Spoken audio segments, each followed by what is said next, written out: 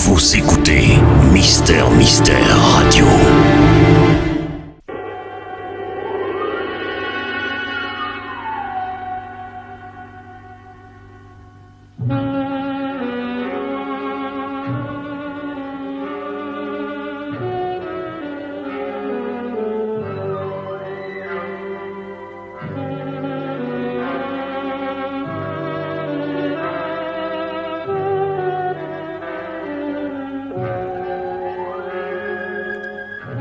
Pierre Billard vous présente l'anthologie du mystère.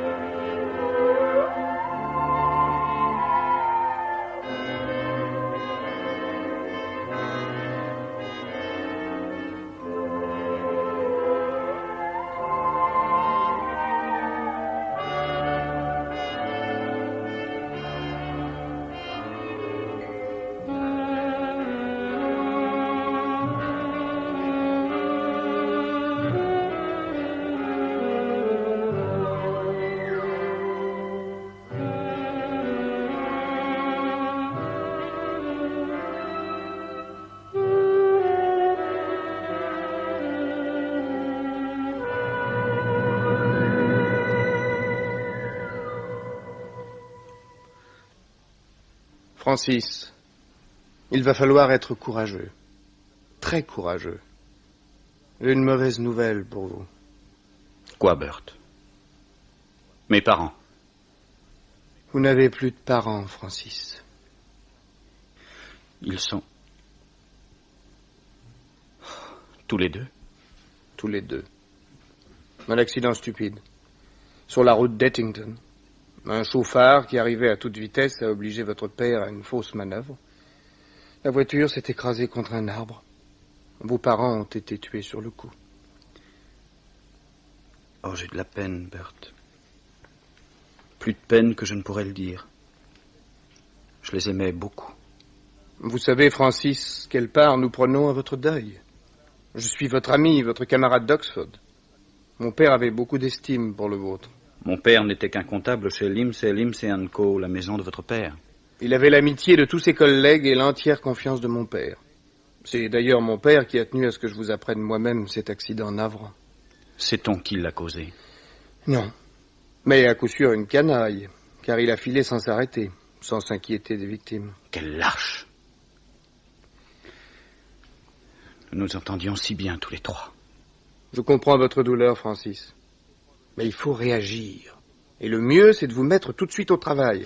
Au travail. Pour vous, Bert, c'est aisé.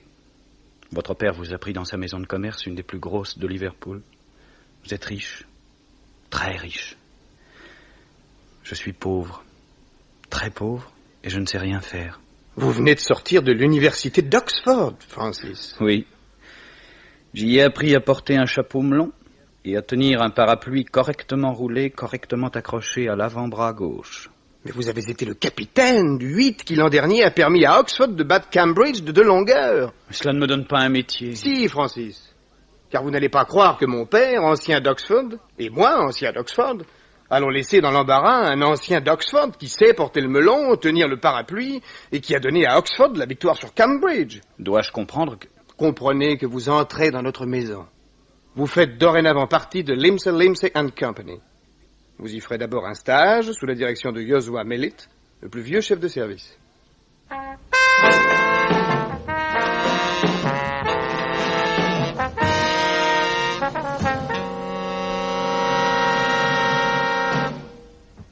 Croyez bien, monsieur Mellit, que je suis très honoré d'avoir été confié à votre direction. Il est dit, préférez mes instructions à l'argent et la science à l'or le plus précieux. Proverbe, chapitre 8, verset 10.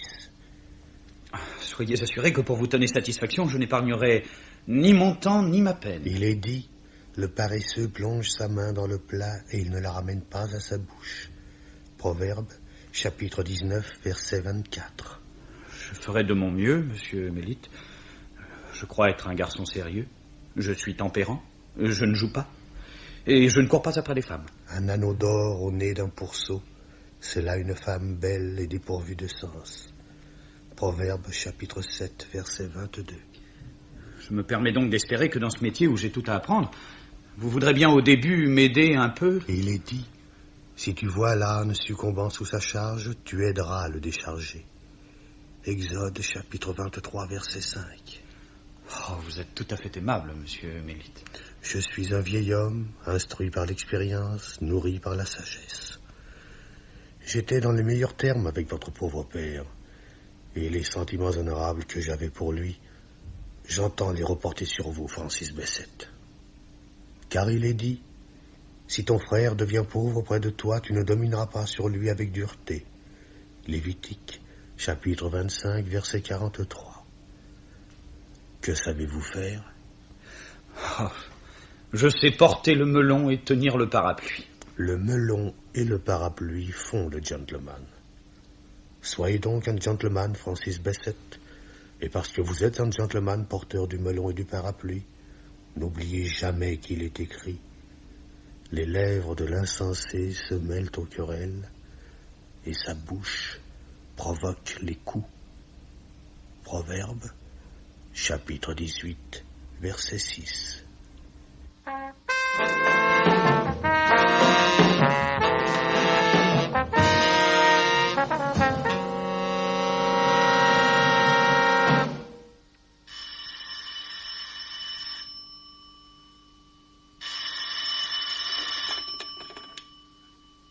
Allô? Allô, c'est bien à Francis Bessette que je parle?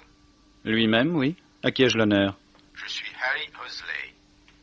Oui, le vieil ami de votre père. Je tiendrai à vous rencontrer le plus tôt possible. C'est fort aimable à vous. Oh, je ne fais que m'acquitter d'un devoir. La veille de sa mort, votre père m'a remis une lettre que je devais vous donner au cas où il lui arriverait quelque chose. La veille de sa mort? Oui. Mon père aurait donc eu la prémonition de son décès? Oh, c'est plus grave que cela, Francis Bessette. Votre père m'a révélé que le hasard l'avait mis au courant d'un secret périlleux et qu'il craignait pour sa vie au cas où les autres se rendraient compte qu'il savait. Les autres? Mais quels autres? Il ne me l'a pas confié, ni non plus quel était ce secret. Mais tout est dans la lettre.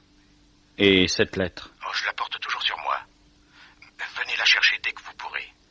Bien, voulez-vous demain? Le plus tôt sera le mieux. Je vous attends demain, à 3 heures. Et prenez garde à vous. À moi?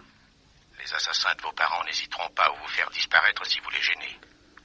Les assassins? Mais mes parents n'ont pas été assassinés. Oh, ne soyez pas si naïf, Francis Bessette. Ce ne serait pas la première fois qu'on camoufle un crime en accident.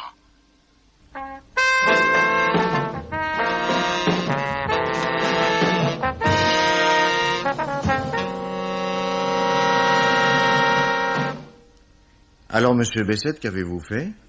Alors, commissaire, je me suis rendu chez Harry Hosley comme il avait été convenu. Et vous avez appris là que 2 agents étaient venus le chercher et l'avaient emmené. Oui. J'en ai été très surpris. Vous le pouviez, monsieur Bessette. Les agents n'étaient pas de vrais agents. C'étaient des malfaiteurs déguisés en agents. C'était pas une arrestation. C'était un enlèvement. Un enlèvement, commissaire? Mais pourquoi? Parce que, jeune homme, il ne fallait pas que la lettre confiée à Hosley par votre père tombant entre vos mains. Oh, mais ainsi, vous croyez que... Votre père et votre mère ont été assassinés, oui. J'en ai la certitude. J'ai là le rapport sur l'accident qui leur coûta la vie. Il a été provoqué, et avec un sang-froid qui en dit long sur vos adversaires. Dans le coup, le conducteur risquait sa peau. N'avez-vous vraiment aucun indice sur lui? Il conduisait une Austin Verson, c'est tout ce qu'ont pu dire les témoins. Et comme c'était sans doute une voiture volée. Mais vous avez affaire à des ennemis de taille et très très bien renseignés. Vous le pensez, monsieur le commissaire? Oh, tout me le confirme. Ils ont su que Harry Hosley détenait une lettre compromettante, et ils ont su encore que vous alliez vous rendre chez lui. Qui avez-vous mis au courant de cette visite? J'ai naturellement dû demander la permission de m'absenter de chez Limsey Co., la maison qui m'emploie. Très grosse maison qui emploie beaucoup de personnel. À qui précisément avez-vous demandé cette permission?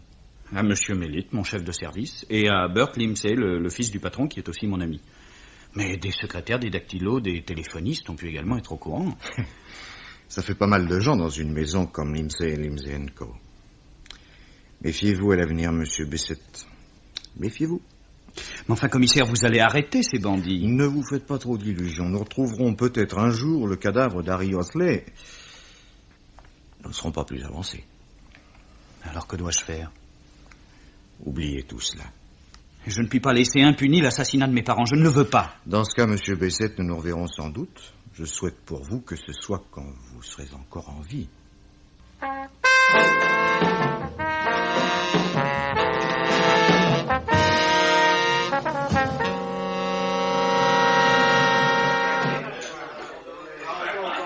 Miss. Ah, Miss, c'est merveilleux. Vraiment? Qu'est-ce qui est merveilleux? Mais tout est merveilleux, je suis si heureux. Tant mieux. Mais avez-vous remarqué une chose? Ici, c'est un restaurant. Un merveilleux restaurant. Et j'y suis pourtant entré par hasard. Quand on entre dans un restaurant, c'est généralement pour manger. Que dois-je vous servir? Ce que vous voudrez. Vous vous moquez de moi? Mais comment pouvez-vous le croire? Mais j'ai pas faim. Et comment pourrais-je avoir faim? Alors, un potage. Eh ben, allons-y, un potage. Êtes-vous marié? Ma vie privée vous intéresse? Ah, elle me passionne. Écoutez, je n'ai ni mari ni fiancé. Je pèse 55 kilos, j'ai été vaccinée 2 fois contre la variole et je n'ai jamais été condamnée. Je m'appelle Maureen. Ça suffira comme ça? C'est formidable. Ce qui serait encore plus formidable, ce serait de me dire ce que vous prendrez après le potage. Ce qui vous fera plaisir. Bon. Alors je vous sers du bacon frit. J'ai horreur de ça. Pourquoi, vous n'aimez pas le bacon frit? C'est un plat anglais. Je préfère le ragoût de mouton car je suis irlandaise. Ah. Oui. Irlandaise comme mon père Patrick O'Malley, docker, 1m83, 110 kilos. Mon frère Sean, docker, 1m90, 102 kilos. Mon frère Liam, docker, 1m85, 78 kilos. Et mon frère Rod, docker, 1m86, 85 kilos. Et je vous préviens, c'est une famille dans laquelle on fait une très grande consommation de sparadrap. De sparadrap. Eh ben, c'est merveilleux. Mais pourquoi un tel usage de ce pansement chez les vôtres? Parce que ce sont des Irlandais. Vous comprenez? C'est-à-dire? Oui, il vaut sans doute mieux que vous ne compreniez jamais pourquoi mon père et mes frères s'ennuient parfois de ne se bagarrer qu'entre eux. Cela dit, comme dessert, voulez-vous de la tarte? Ah, ce serait merveilleux. Regardez, aujourd'hui, elle est très belle, la tarte aux pommes. Mais lâchez-moi donc. Oh, vous l'aurez voulu. Oh, par Saint-Patrick, vous devenez folle, Maureen. Oh, mystère, croyez bien que ce n'est pas dans les habitudes de mon restaurant de coiffer les clients avec la tarte aux pommes. Mais ce n'est rien, mistress, ce n'est rien, c'est merveilleux. Oh, je suis désolée, vraiment désolée. D'autant que maintenant, toute ma tarte aux pommes est perdue. Enfin, Maureen, pourquoi avoir fait cela? La tarte aux pommes tout entière sur le crâne de ce gentleman. Il m'avait pris la main, il voulait pas me lâcher, je suis irlandaise. Oh, c'est pas une raison. Oh, toute la tarte, avec un peu d'eau et le coin d'une serviette, débarbouillée au moins, ce pauvre gentleman. Volontiers. Vous devez me détester. Pourquoi? Après ce que j'ai fait. Attendez, là, l'aile du nez. Aucune importance. Vous trouvez? Et aucune importance puisque je vous aime. Comme ça, tout d'un coup. Eh ben oui, tout d'un coup. Et si vous vouliez... Si je voulais quoi? Ah, ne bougez pas le revers de votre veste. Si vous vouliez, nous pourrions nous revoir dimanche. Ah, vous savez, je suis un gentleman. Je sais. Vous avez le melon et le parapluie. Alors, Maureen, c'est oui? Je dis pas non. Mais tout de même, songez à ma famille et au sparadrap.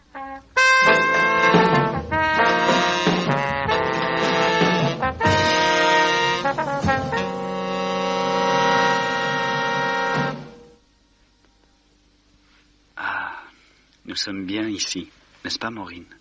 Très bien, Francis. Toute la semaine, je vois des tas de gens au restaurant. Le dimanche, j'aime bien les endroits où il n'y a personne. Cet endroit est charmant et désert. Il est tout à fait propice à ce que j'ai à vous dire. Je vous aime, Maureen. C'est vrai? Vous m'aimez?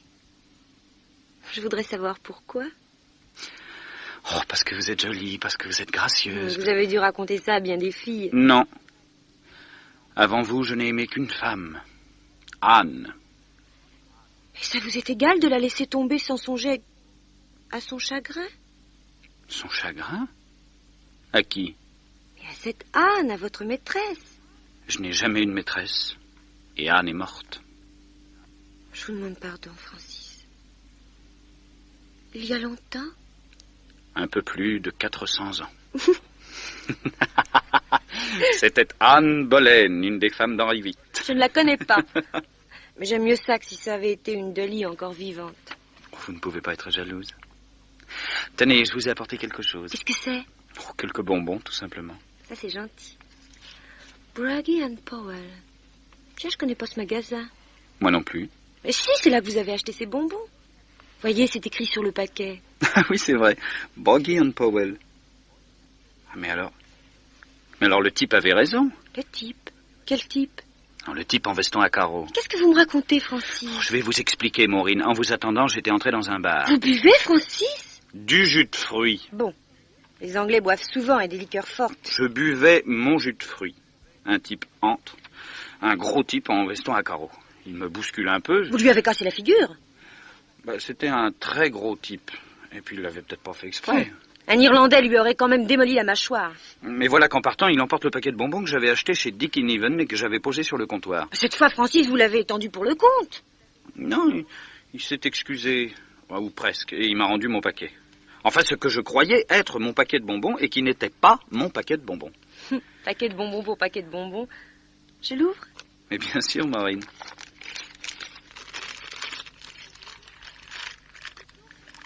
Mais dites donc, Francis, c'est une blague? Une blague? Oh, Maureen, croyez-vous que je puisse blaguer? Pourtant, regardez.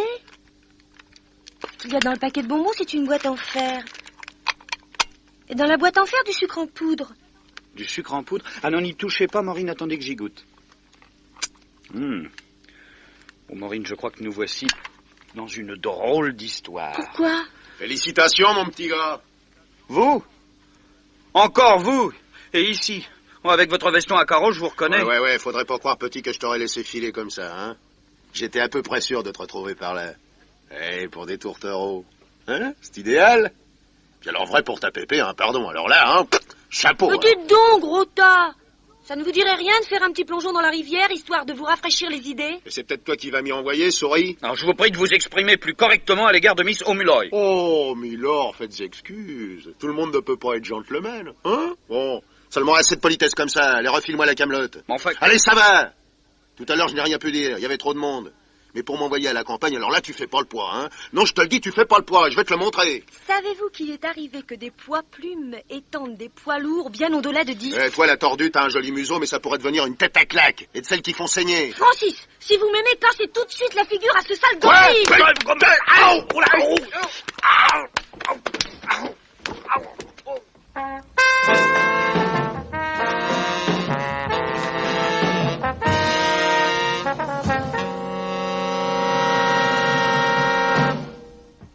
Je suis ravi de vous revoir, monsieur Bessette, mais je ne m'attendais pas à ce que ce plaisir me soit donné si tôt. Je vous ai raconté, commissaire, ce qui s'est passé. Je suis irlandaise, commissaire, je m'y connais un peu. Je peux vous dire que Francis s'est bien battu. Oh, je le vois. Ce sparadrap en témoigne éloquemment sur son visage. Mais vous aussi, Miss O'Mulloy, je crois que vous vous êtes bien battu. Les agents vous ont trouvé tous deux KO. Ce type est une brute. En effet, oui.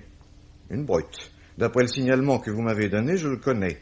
Bloody Johnny, un ancien boxeur, un mauvais, très mauvais garçon. Alors vous allez l'arrêter? Ah, je ne crois pas, monsieur Bessette. Quel dommage. Vous auriez vu sur ses tibias ce que peuvent faire des talons maniés par une Irlandaise. Mais pourquoi ne pas l'arrêter, commissaire? Parce que, cher monsieur Bessette, on n'arrête pas les noyés. On les repêche, parfois.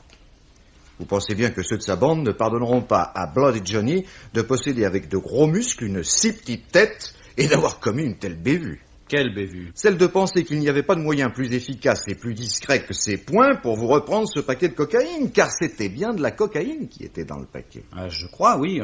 Au goût, c'était amer.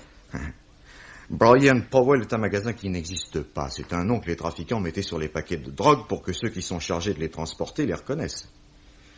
Vous vous êtes trompé de paquet, monsieur Bessette. Moi? Oui, vous. Et il faudrait savoir où. Voyons. Entre le moment où vous avez acheté les bonbons chez Dick & Even et celui où vous êtes entré au bar, êtes-vous allé quelque part? Je suis allé dans une brasserie pour déjeuner. Et qu'avez-vous fait de votre paquet? Je l'ai mis, il me semble, dans la galerie au-dessus de la banquette avec mon chapeau et mon parapluie. N'y avait-il pas là un autre paquet? Oh, c'est possible. Enfin, je crois, oui, je n'ai pas fait grande attention. Et le charmant garçon qui déjeunait lui aussi et avait mis là ce paquet n'a pas fait non plus attention en reprenant votre paquet au lieu du sien.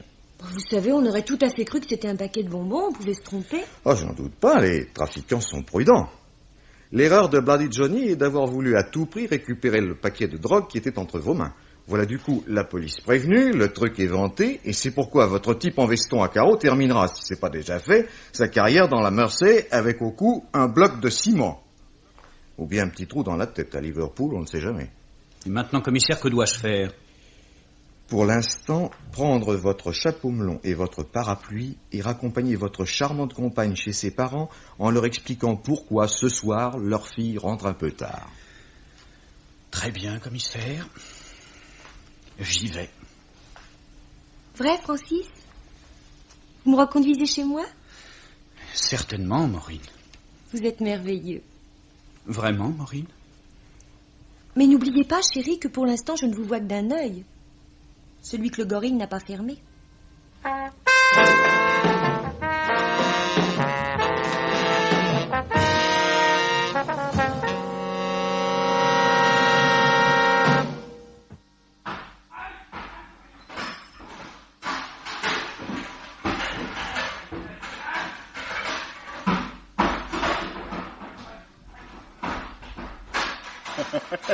Moi, ce qui me plaît, brigadier, c'est que lorsqu'on est appelé pour remettre de l'ordre chez les Homoloy, et ça arrive souvent, il y a toujours du spectacle, et gratuitement. Ah oui, ce sont des durs, ces Irlandais. Le père, la mère, les fils, les brus, la fille, ils aiment tous la bagarre. Et c'est commode. Ils habitent au rez-de-chaussée. Alors avant d'intervenir, on peut regarder un peu. Oui, il vaut mieux les laisser se fatiguer un moment. Après, notre job est plus facile. Là, brigadier, vous avez raison. Il faut pas trop s'y fier. La fatigue, ils ne connaissent pas beaucoup cela. Et ce soir, hein, ça va bon train. Oh là là, qu'est-ce qui se met. Ça en fera demain du sparadrap. Oh, ça y va être joli. Mais regardez-moi ça, brigadier. Et la mère qui donne du rouleau à pâtisserie dans tous les postérieurs qui se trouvent à sa portée. Mais allez donc. Et vlan. Il y en a pour tout le monde. Et hop, le vaisselier en l'air. Notez qu'il n'y a pas de famille plus unie que ces gens-là. Ils s'aiment tous bien, mais voilà, ce sont des Irlandais. Oh, mais dites donc, brigadier, ce soir, ils ont un invité. Un invité? Où voyez-vous un invité dans cette mêlée? Pas dans la mêlée, dans le buffet. Il est comment, encastré dans le buffet? Ah oui, je vois. Un type avec un melon et un parapluie. Et qu'est-ce qu'il vient fiche là-dedans? Pour le moment, il cherche surtout à se dégager du buffet. Là, ça y est, il est sorti. Oui. Oh non! Bon, le père Melon, il le renvoie dans le buffet. Il garde tout de même son melon et son parapluie. Ça doit être un gentleman. Oh, un gentleman chez les Homoloy. Oh, ça me paraît bizarre, brigadier. Bon, je vais aller éclaircir ça. Très bien, brigadier. Attention, hein, la dernière fois, vous êtes bien entré par la porte qui était ouverte, mais aussitôt, vous êtes sorti par la fenêtre qui était fermée.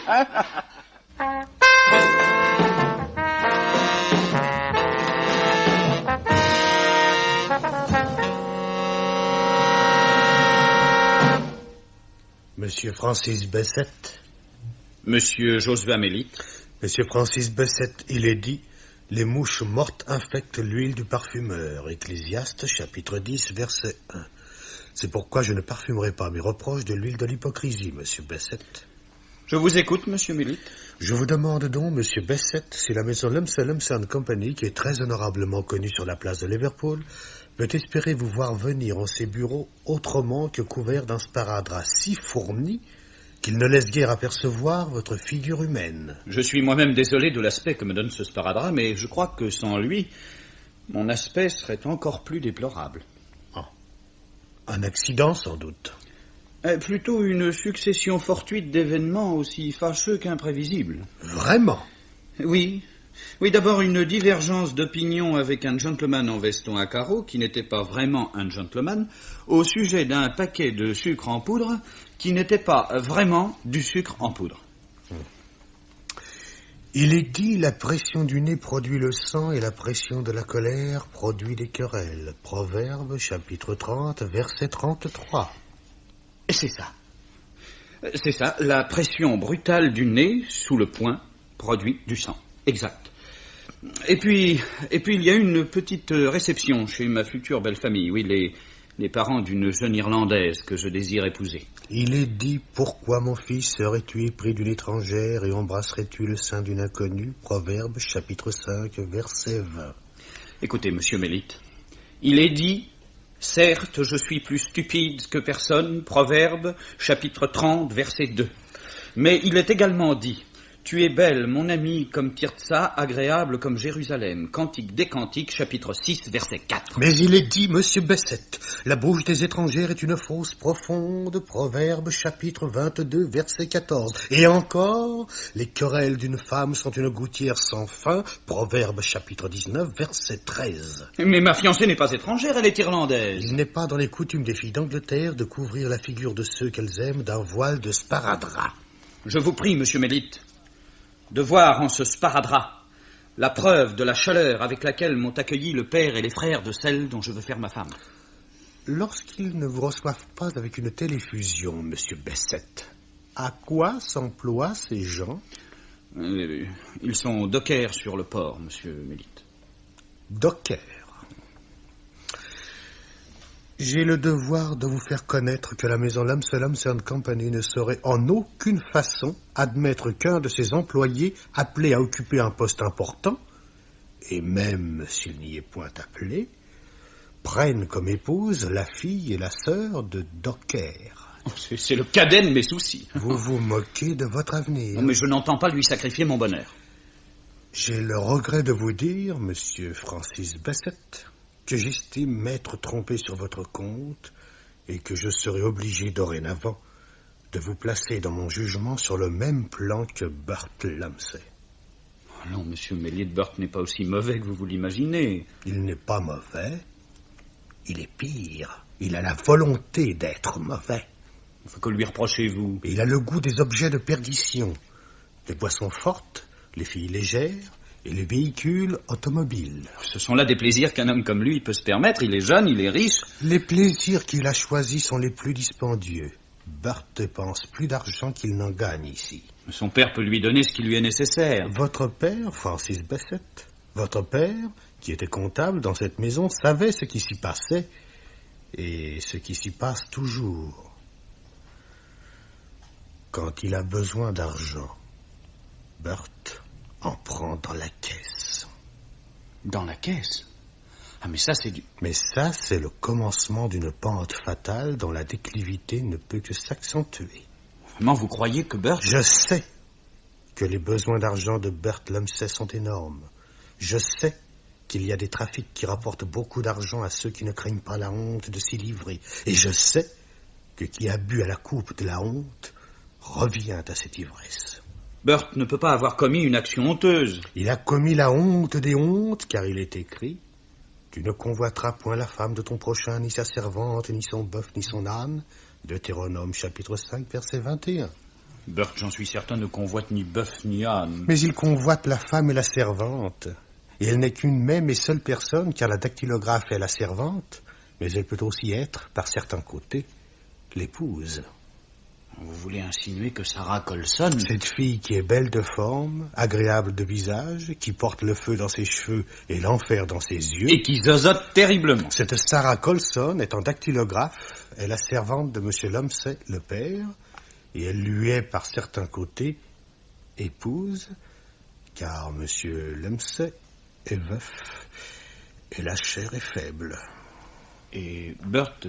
Burt entoure cette fille de sa concupiscence, et cette concupiscence la conduit dans la voie maudite des dépenses inconsidérées, voie qui est d'abord bordée de créanciers et d'âpres prêteurs, puis de gens sans aveu et de criminels, ce qui conduit aux gestes les plus inconsidérés. Mais se peut-il que Burt aime les automobiles dont le moteur est puissant et la vitesse élevée. Eh bien, monsieur Bessette, Burt vient de vendre sa voiture, sa belle Austin vert sombre.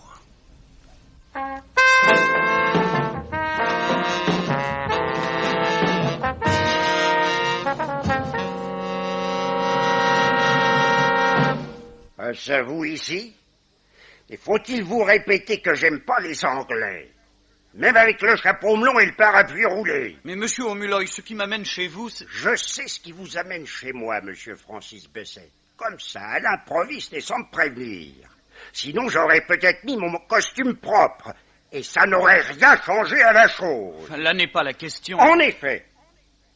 La question est de savoir si ce sera mon fils Shan, mon fils Liam ou mon fils Ruad qui va vous catapulter dans le buffet. Monsieur O'Mulloy. Mais je crois que je le ferai plutôt moi-même. Parce que c'est un buffet tout neuf que je viens d'acheter. L'autre était tout à fait hors d'usage. Je vous en prie, monsieur O'Mulloy. Et je vais vous y faire entrer comme l'autre jour avec le melon et le parapluie. Si vous y tenez. Mais d'abord, écoutez-moi. J'ai rien à écouter. Et comme les Irlandais préfèrent les actes aux paroles... On a enlevé Maureen. Que dites-vous? Je dis qu'on a enlevé Maureen. Enlevé Maureen? Qui ça? Des Anglais, bien sûr. Je ne sais pas, moi. Alors comment savez-vous qu'on a enlevé ma fille? Je vais vous le dire. Un coup de téléphone. De qui? Je ne sais pas. Oh, vous autres Anglais, vous ne savez jamais rien. Que vous apprenez qui, ce coup de téléphone? L'individu qui me téléphonait m'a simplement dit « Miss O'Mulloy est entre nos mains. Si vous ne vous tenez pas tranquille et si vous continuez à mettre votre nez dans nos affaires, Miss O'Mulloy fera un plongeon dans la Mersey. » Maureen sait très bien nager. Ils s'arrangeront certainement pour qu'elle ne le sache plus du tout. Vous n'avez pas souvent d'idées sous votre chapeau melon, mais j'admets que celle-ci n'est pas absolument mauvaise. Qu'avez-vous fait après avoir appris ça? Que vouliez-vous que je fasse?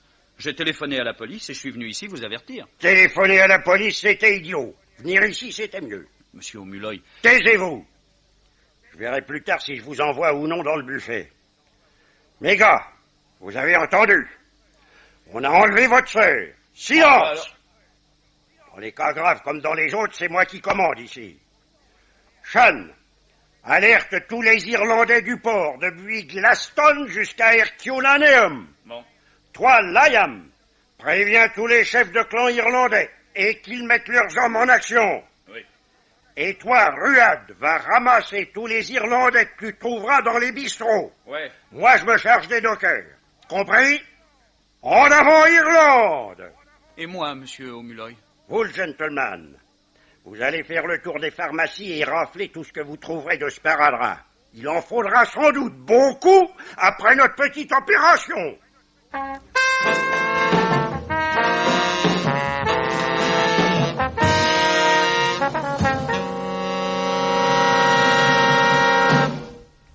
Je regrette un peu, monsieur Bessette, que vous ayez fait appel au secours des Irlandais et que vous n'ayez pas fait plus confiance à la police. Nous avons aussi d'excellentes méthodes. Excellente, commissaire. Mais souvent un peu lente. De toute façon, Miss O'Mulloy, je me félicite que l'aventure se soit heureusement terminée pour vous. Enfin, du moins provisoirement. Vous êtes trop aimable, commissaire.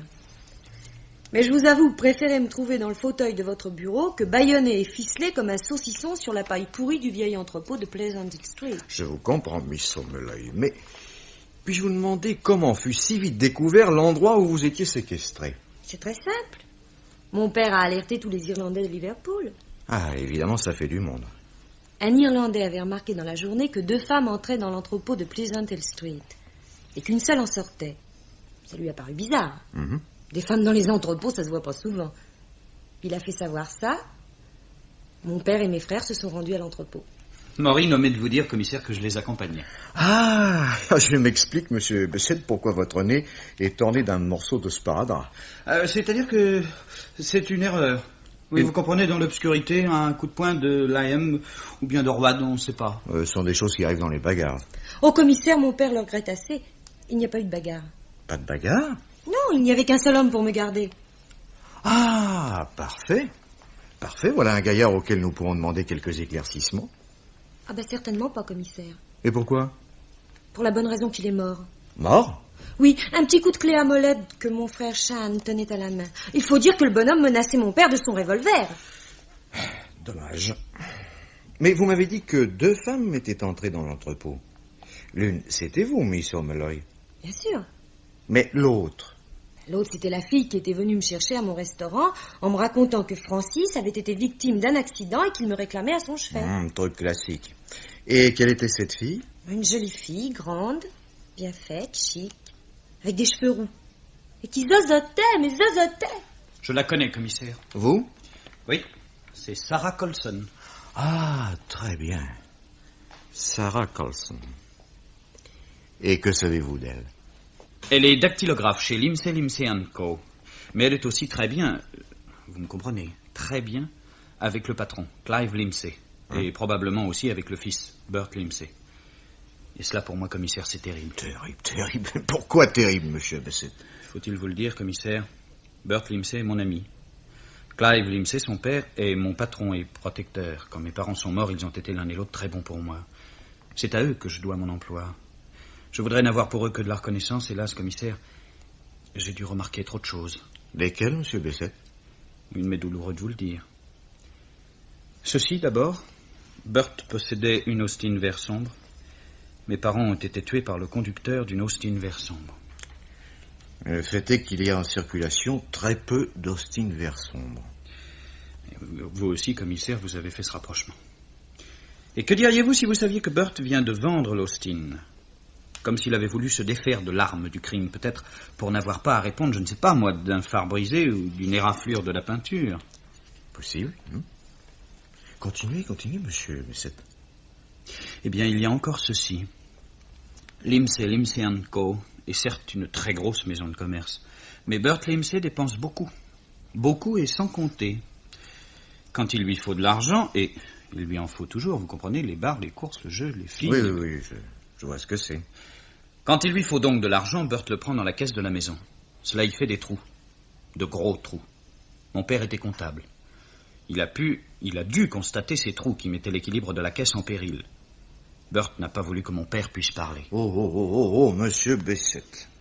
Je ne dis pas que Burt Limsey ait été satisfait de voir ses dilapidations mises à jour, mais tout de même, un double crime pour un vol, après tout, familial, puisque c'est l'argent de son père qu'il jette par la fenêtre. Il ne risquait qu'une semonce paternelle ou que son père le flanque à la porte et l'envoie se faire prendre ailleurs. Burt se serait trouvé sans ressources, ce qu'il ne peut pas supporter, mais il y a pire, commissaire. Mon père a dû découvrir pire. Je vous écoute. Allez. Les trous faits dans la caisse, il fallait qu'ils soient comblés, d'une manière ou d'une autre. Vous entendez? D'une manière ou d'une autre. Et par Burt, ou bien par son père de toute façon responsable. Or, commissaire, vous savez ce que c'est que le commerce. Il y a des hauts, il y a des bas, même dans les grosses maisons. Et quand on prend dans la caisse sans compter, c'est parfois grave. Très grave, la maison peut s'écrouler. Mais à côté du commerce légal, pratiqué en plein jour, il y a le trafic illicite, le trafic de la drogue, par exemple, et qui rapporte énormément. Ainsi pour vous, chez Limsey & Co., on trafiquait de la cocaïne. Oui. Oui, et c'est cela que mon père avait découvert. Et c'est pour cela qu'ils l'ont tué. Burt. Ou bien son père, qui conduisait aussi parfois l'Austin vert sombre. Alors, c'est cela, je ne puis plus en douter. Et pourquoi? Pourquoi, mais... comme l'évidence m'en est cruelle. Pour faire taire mon père qui a découvert le poteau rose, on provoque un accident avec une Austin vert sombre. À mon tour, on veut me faire taire parce qu'une confusion de paquets m'a mis sur la voie du trafic de drogue. Pour me contraindre au silence, on enlève celle que j'aime, comme on a enlevé l'ami de mon père, Harry Osley. Et qui participe à cet enlèvement? Sarah Colson. Sarah Colson, la jolie secrétaire qui a déjà pu entendre chez Limsey & Co. qu'Harry Osley me donnait rendez-vous. Sarah Colson qui est la maîtresse de Clive Limsey, ou bien de son fils, leur intime et leur complice. Mais tout est clair, commissaire, tout est trop clair. Sarah Colson dévoile les Limsey. Tout paraît se tenir, en effet, dans vos déclarations, monsieur Bessette. Avez-vous parlé de ces choses-là à votre ami Burt Limsey? Oh, non. Non, n'est-ce pas, je n'avais que des soupçons, je ne voulais pas encore y croire. C'est l'intervention de Sarah Colson qui a levé mes derniers doutes. Puis d'ailleurs, nous étions en froid, lui et moi. Ah, pour quel motif? Il regardait de trop près Miss O'Mulloy. Nous avons eu une explication et nous avons dû ensuite nous mettre un peu de sparadrap.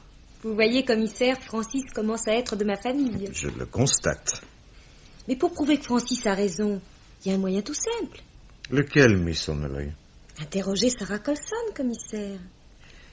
À mon tour de vous dire impossible. Pourquoi? Je suis plus renseigné que je ne le parais, peut-être. Jurez-moi donc tous les deux de ne rien répéter à quiconque de ce que je vais vous apprendre. Vous avez notre parole, commissaire. La Mersey a rendu ce matin le cadavre de Sarah Colson.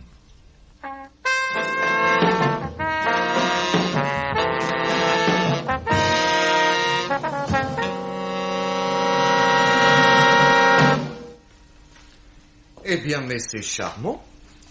Évidemment, le bureau d'un commissaire de police peut vous paraître un lieu étrange pour célébrer des fiançailles. Mais après tous ces événements, je me sens un peu des vôtres. Bon, tout le monde est là. De ce côté, le fiancé, M. Francis Bussett. Vous, M. Clive Limsey, son patron. Vous, M. Burt Limsey, son ami. Et vous, M. Joshua Mellett, son mentor.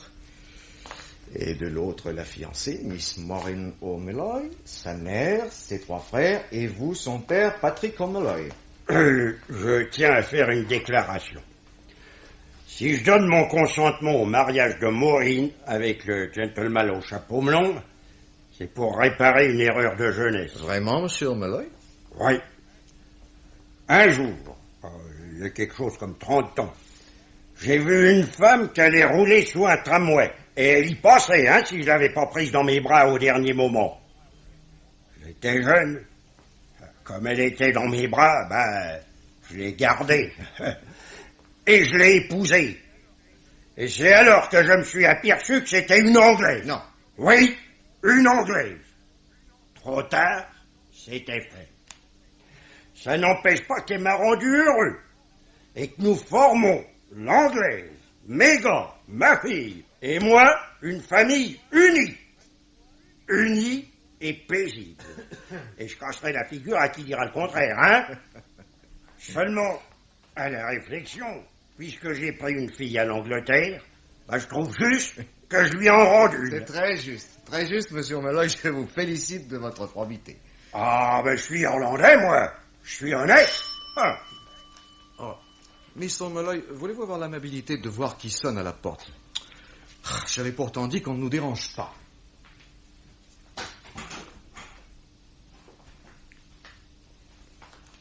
Monsieur le commissaire, c'est Sarah Colson qui demande... Comment? Mais ce n'est pas vrai, ça ne peut pas être Sarah Colson. Et comment le savez-vous, monsieur Mellett? Eh bien, parce que... Haut les mains, monsieur Mellett. Mais... Et restez tranquille. Au nom de la loi, je vous arrête. Mais qu'est-ce que ça veut dire? Ça veut dire, monsieur Burt Limsey, que monsieur Joshua Mellett a sans doute peur des fantômes. Il sait en effet que Sarah Colson ne peut pas sonner à ma porte, et il ne peut le savoir que parce qu'il l'a jetée dans la Mersey. J'ai été stupide et sans intelligence. Psaume, chapitre 73, verset... Oh, trêve à vos sentences, Joshua Mellett. Votre masque est déchiré par vous-même. Vous avez tué Sarah Colson comme tué ou fait tuer Bloody Johnny, l'imbécile, Harry Osley qui possédait une lettre compromettante, et Maud et Bill Bessett en se servant de votre propre voiture, monsieur Limsey. Oh, la Austin que je viens de vendre pour acheter une Jaguar, qui est plus rapide. C'était un cadeau de mon père. Cette Austin vert sombre qui a permis à Joshua Mellett, avec quelques autres calomnies, d'aiguiller les soupçons sur vous et sur votre père. Et il a tué Maud et Bill Bessett parce que Bill Bessett avait découvert ce qu'il est. À la firme Limsey Co., un vieux chef de service plein de sagesse et riche de sentences. À l'enseigne Broggie & Powell, le chef d'une bande de trafiquants de cocaïne, car il lui fallait de l'argent, beaucoup d'argent, pour satisfaire les exigences de sa jolie maîtresse, Sarah Colson. Pourtant, il l'a tué. Il l'a tué. Comme pris dans l'engrenage, il a tué tous ceux qui pouvaient le dénoncer. Je soupçonnais le double jeu du bonhomme. Dans les bas-fonds qu'il lui fallait bien fréquenter, parfois on l'appelle le pasteur. Et Sarah était un peu trop visible à ses côtés. Mais il me fallait son aveu. J'ai imaginé cette mise en scène dont je vous prie de m'excuser. Joshua Mellett est tombé dans le piège. Alors merci, Miss O'Mulloy, vous avez très bien joué votre rôle. C'était pas difficile. J'ai fait ce que vous m'avez dit de faire, commissaire. Vous voyez que nos méthodes anglaises ont aussi parfois du bon, Miss O'Mulloy. Alors, Joshua Mellett, donnez-moi vos poignets que j'y passe les menottes. Je vous demande pardon, monsieur le commissaire. Il y a quelque chose qui me ferait bien plaisir auparavant. Et quoi donc, monsieur O'Mulloy? C'est de casser un peu la gueule à cet Anglais de Joshua Mellett. Allons, monsieur O'Mulloy. Vous voyez bien que Joshua Mellett n'a pas une tête à portée du sparadrap.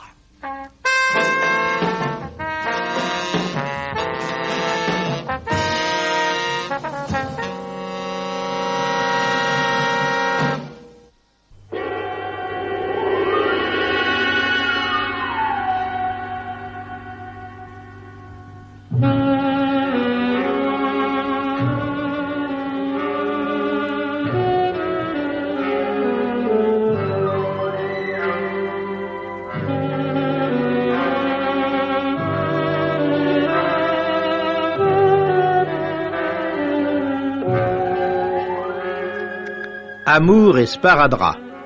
Ce film radiophonique de Jean Grimaud, d'après le roman de Charles-X Braillat, avait pour interprètes Philippe Dumas, Dominique Paturel, Clément Béram, Maurice Chevitte, Jean-Charles Thibault, Dominique Jaïr, Geneviève Morel, Jean Mauvais, Jean Bollot, Yves Duchâteau et Montcorbier.